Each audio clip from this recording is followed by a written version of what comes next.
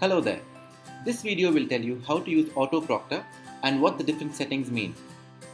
If you haven't yet installed the AutoProctor Google Forms add-on, click the link in the description below to first install it. These are the main steps involved in using AutoProctor. You open AutoProctor, configure the test settings, copy the generated test link, and share it with the test takers. Once the test has been completed, you can view the results of the test. AutoProctor generates a trust score for each test, depending on the number of violations the test taker has committed. You open AutoProctor by clicking on this icon on the right of your screen and then clicking on AutoProctor. Then click on Settings and wait for the Settings sidebar to load. You should see 3 tabs at the top: Main, Timer and Proctor. This number tells you how many test attempts are left on your account. You can click on the link to buy more test attempts. If Enable Timer is selected, the test will have a timer feature. Similarly, with Enable Proctor.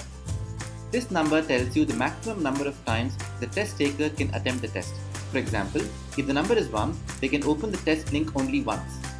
When you open AutoProctor for the first time on any form, a test link gets created automatically.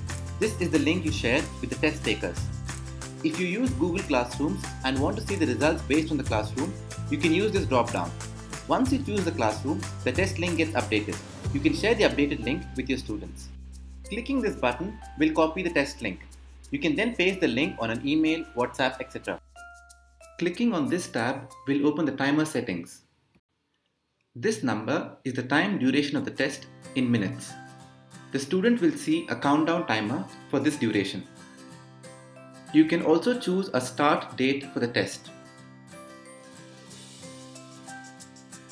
Similarly, a start time.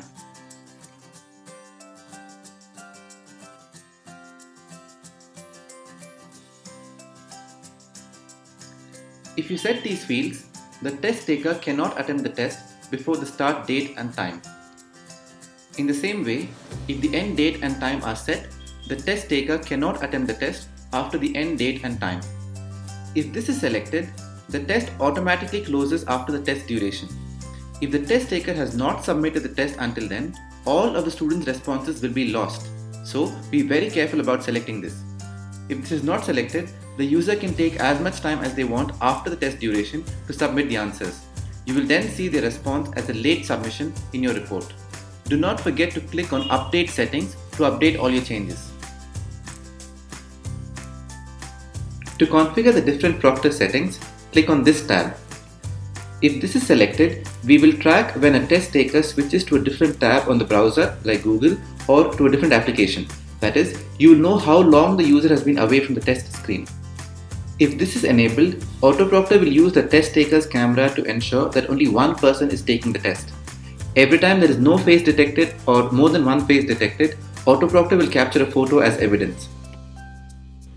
Enabling this setting means that AutoProctor monitors the noise levels and records an audio when it becomes noisy.